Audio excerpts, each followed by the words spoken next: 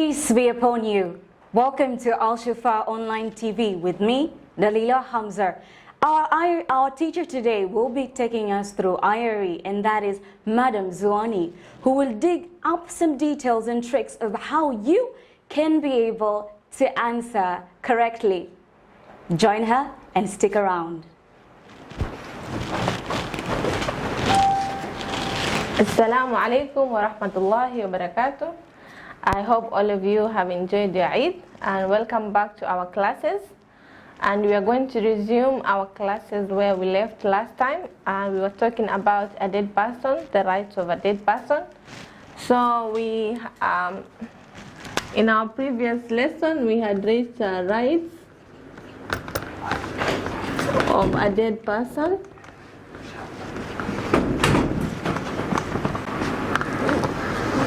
And we said this Muqtadar has 4 rights. The first one was washing, then shrouding,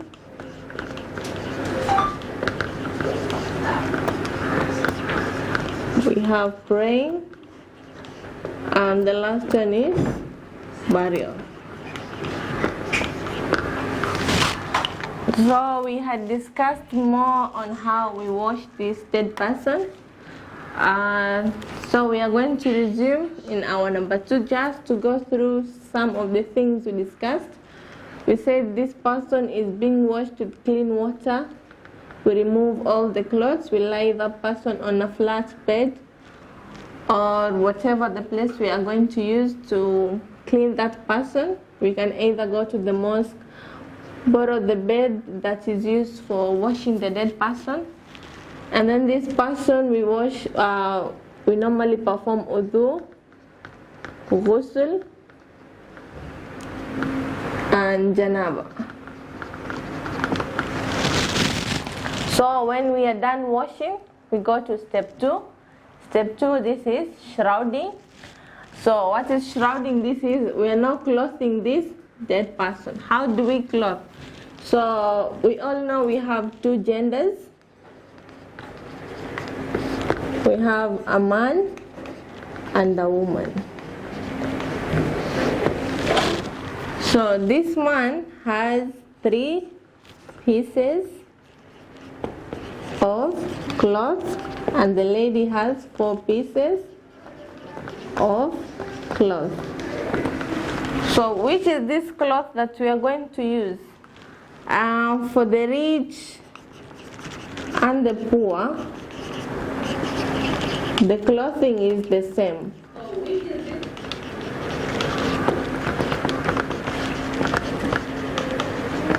It should not be too expensive or too cheap, and the quality should be the same. And the amount that you're going to spend buying this, the clothing of the dead person, should also be the same. So where do we get the money? If this person, the Muqtadar, has money or wealth, we are going to use his or her money buying the cloth. If he doesn't have, is the poor person, we can contribute. We can either go to the mosque, they normally have available clothing. If the mosque does not have, the relative can contribute some cash and then go and buy for this person some clothing. And then another thing with the clothing, we said this one has 3 pieces. Which are these 3 pieces? Kameez,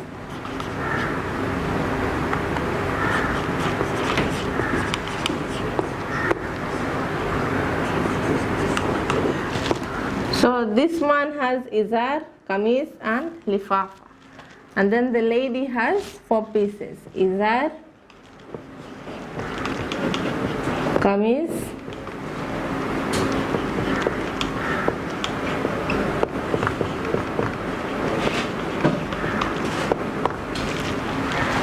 so a man has 3 pieces and a lady has, or a woman has 4 pieces: the izar, kameez, lifafa, and the khimar.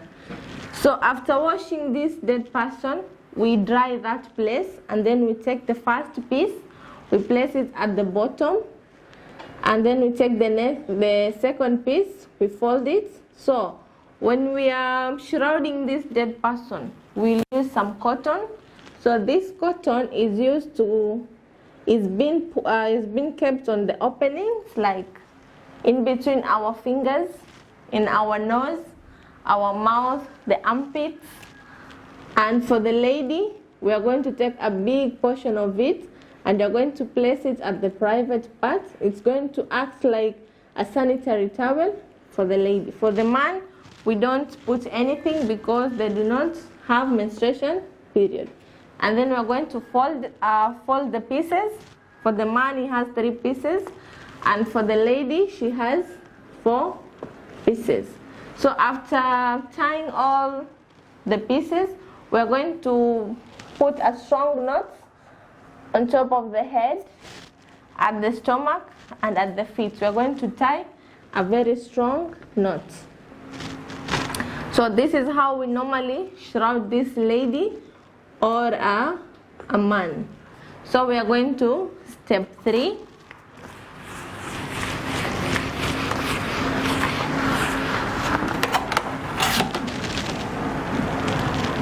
So we are in prayers. This dead person has to be prayed for, and the swala is called Swalatul Janaiza. So this is a special prayer. It does not have a specific time or specific rites. So how do we perform this prayer? This prayer does not have jalsa, qiyam, sujood. It does not have. When do we perform it? Anytime, depending at that time this person has died. Maybe he died last night, we are going to perform the prayer. If you're going to bury the dead person at night, we are going to perform it. If he dies very early in the morning, we are going to pray for that person in the morning. He died in the afternoon, the evening. So depending at the time that this person has died, that is the time we are going to perform that swala. So this swala is a special. It's not compulsory, but it is sunnah for people to go and pray for this dead person.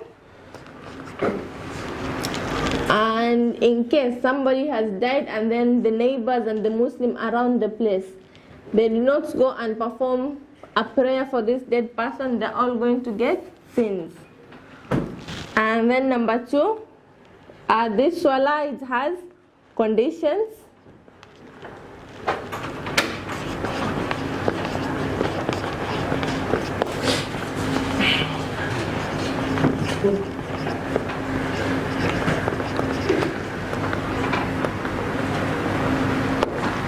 Condition of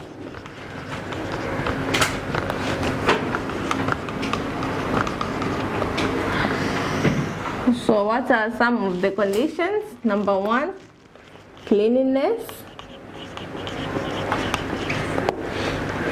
Remember in our previous lesson we had discussed we have these 2 hadath, the minor and the major. So the people who are going to perform this prayer, they're supposed to be clean from these hadath, the minor one and the major one. The minor may be urine, blood, pus. The major one, janaba, hate. So, and this prayer, ladies do not go to the mosque to perform these prayers. It is only the men who go and pray this type of sunnah prayer. Number 2, we have to put the intention, that is the niyyah. So the first thing, you should be clean, then you put the intention, then the place where we're going to pray should also be clean. So these are some of the conditions of this swala. So how do we perform?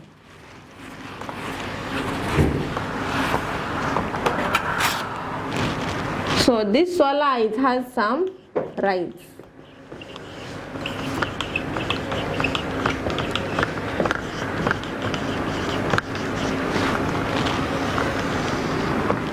So what are some of the rites of this swala? Number 1 is niyyah. Number 2,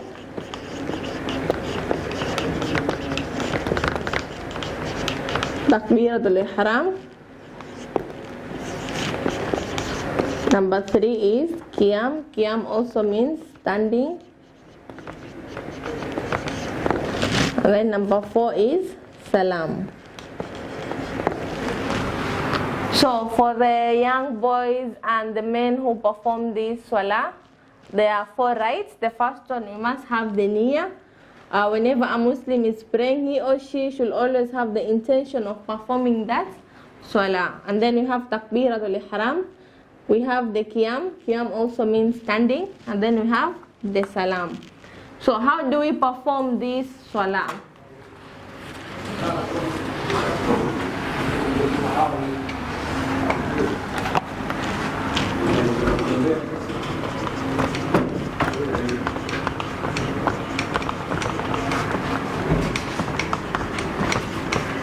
How to perform the salah.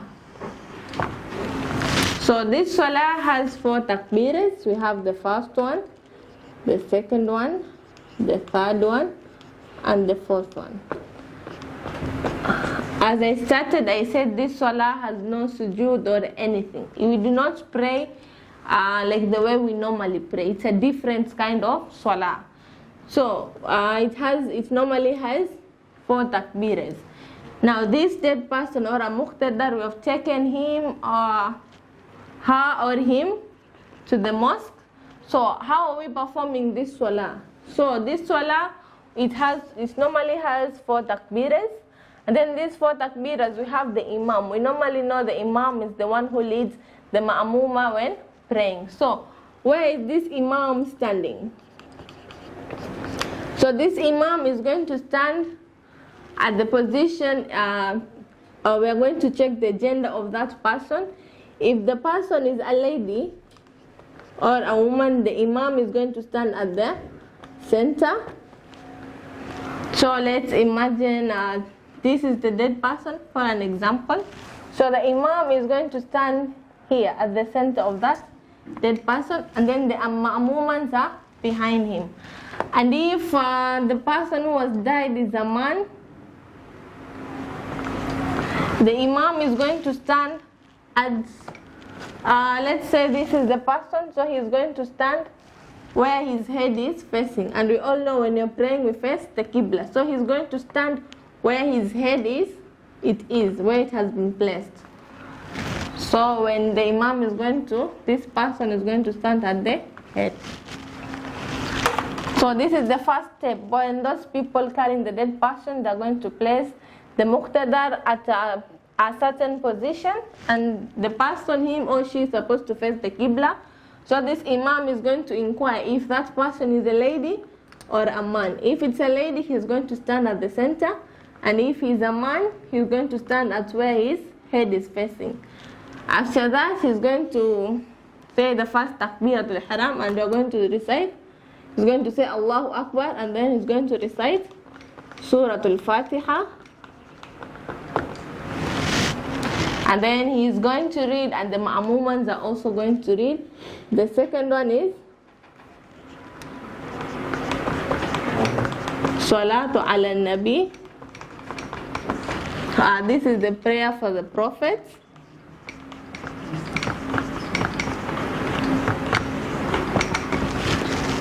So he's going again to say Allahu Akbar, and then we're going to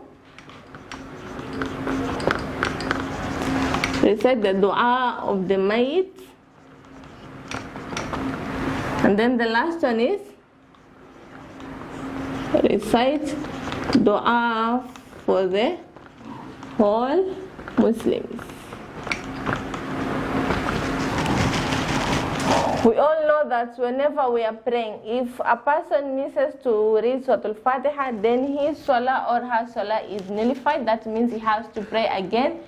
So for this, for the people who do not know how to recite the other surahs of the Quran, so whenever you just recite this Surah Al-Fatiha, it's enough. Your prayer is complete. But when we miss to recite this Surah Al-Fatiha, your salah becomes incomplete. So you have to perform again the salah. So it's one of the pillars of salah. So when you're performing for this dead person, the mayit, we're going to say Allahu Akbar. The first time we're going to recite Surah Al-Fatiha. We all know what Surah Al-Fatiha, or we all know how to read the Surah Al-Fatiha. And then Salatu ala Nabi. This is the prayer of the Prophet. And then here we have dua for the mayit. So if it is we have a man and a woman, we normally recite them differently. Allahumma ighfir laha, that is for a lady. Allahumma ighfir lahu, that is for a man.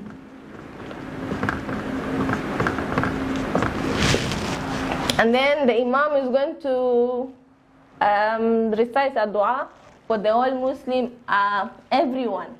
A lady, a young boy, a young girl, old people, everyone. He's going to pray for everyone. And then after that, we give the salam. After the salam, now the people from the family, the relative of the mayit, are going to carry that mayit. They're going to start carrying from the head as they are moving outside the mosque, and they're heading towards the burial places or the cemetery.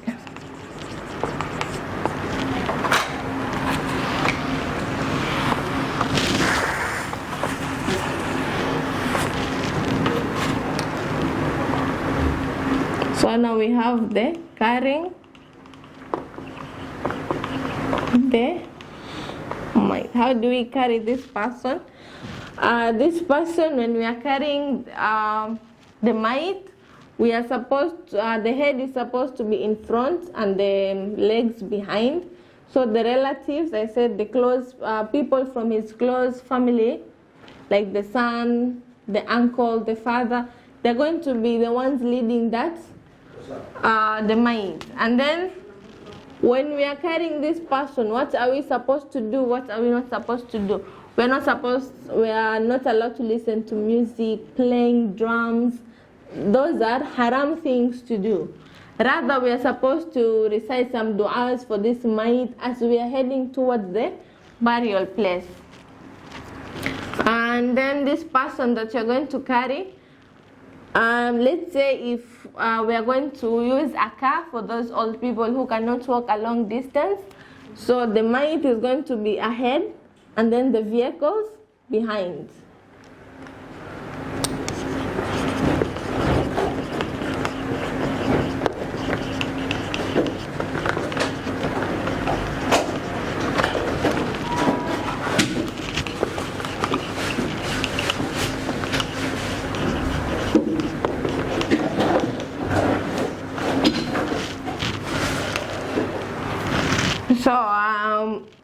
So women are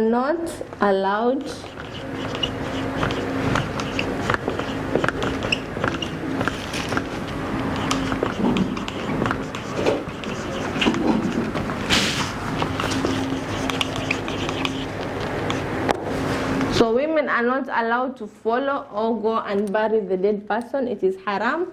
It's only the men who are allowed to go and bury the dead person.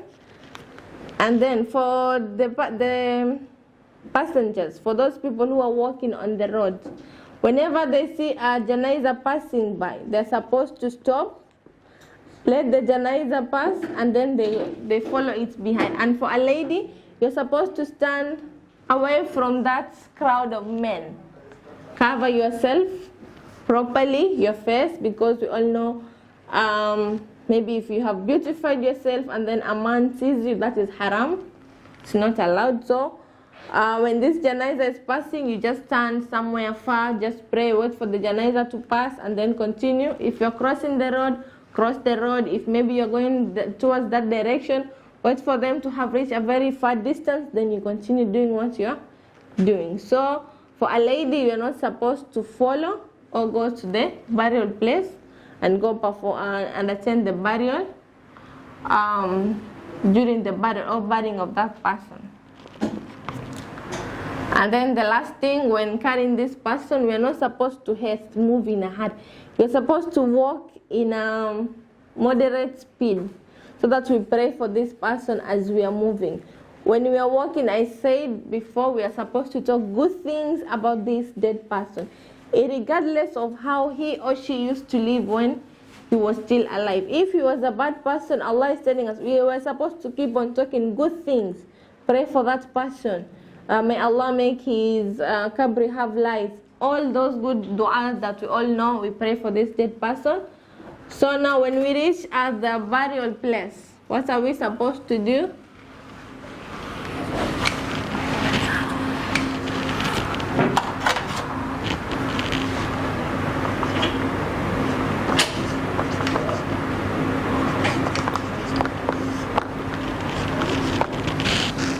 So when we have reached at the graveyard,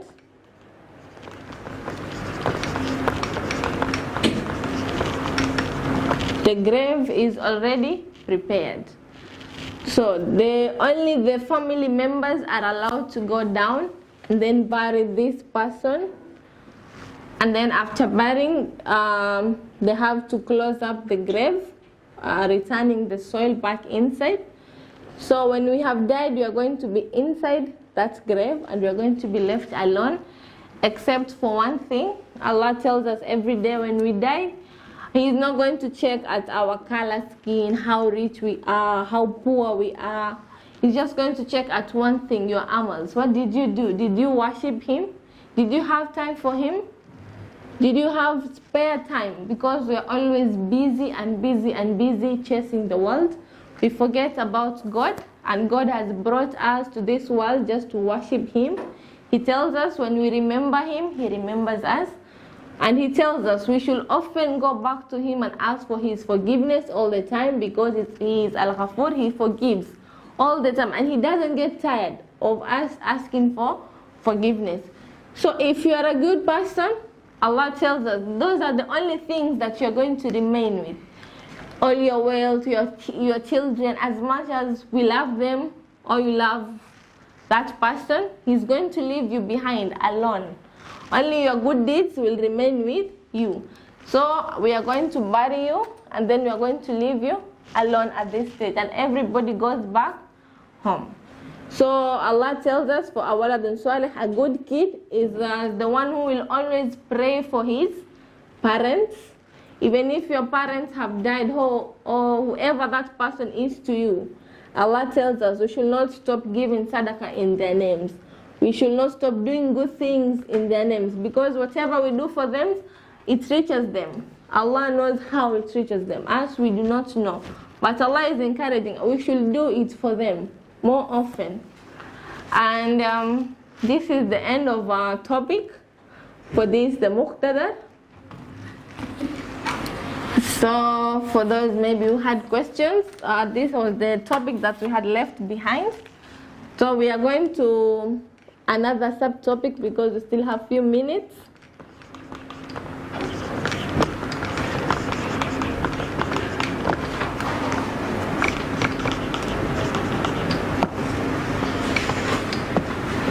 So we have pillars of faith or pillars of Iman. We have 6 pillars of Iman.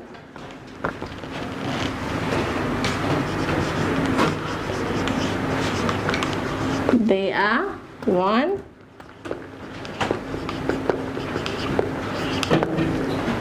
so the first one is believing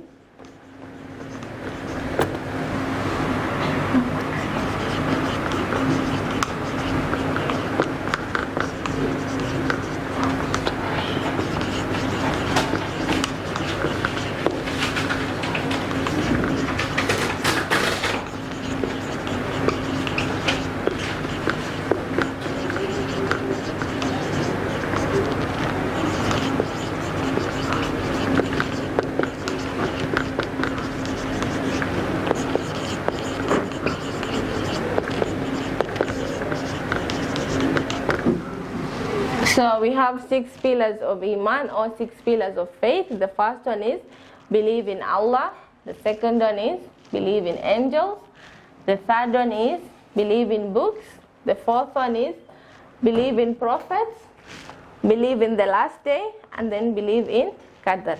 We have this verse in the Holy Quran, أن تؤمن بالله وملائكته وكتبه ورسله واليوم الآخر والقدر.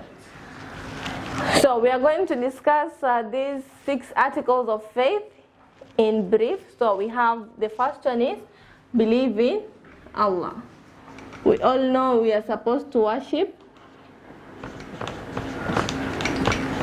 one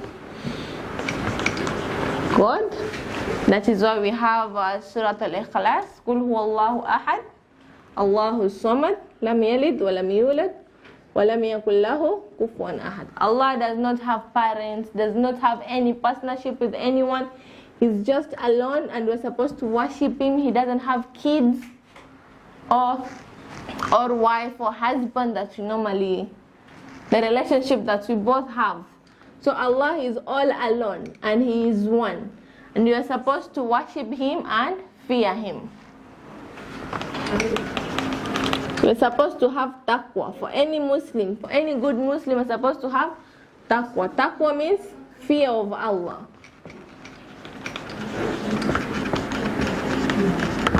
So my question is, how do we fear Allah? One, that you are with, let's say you are alone and you want to steal. Just remember, I'm not there, your parents are not there, but Allah is always watching you. Anything that you do, Allah is seeing us, and we have the Raqib and Atid. These are the angels that are recording any deed that we do. So for all of us, I encourage you to have taqwa, believe in Allah, fear in Him. And there's a hadith, the Prophet is telling us we should believe in Allah as if you see Him, and if you don't see Him, Allah sees you. And this is the end of our lesson. Inshallah, we are going to continue the next session that we are going to meet.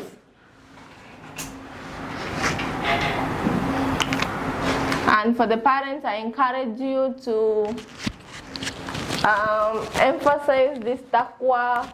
I remind myself, I remind the parents and any Muslim who is watching, Allah is watching us. So we are supposed to do things in a conscious way, because anything we do, it always comes back to us.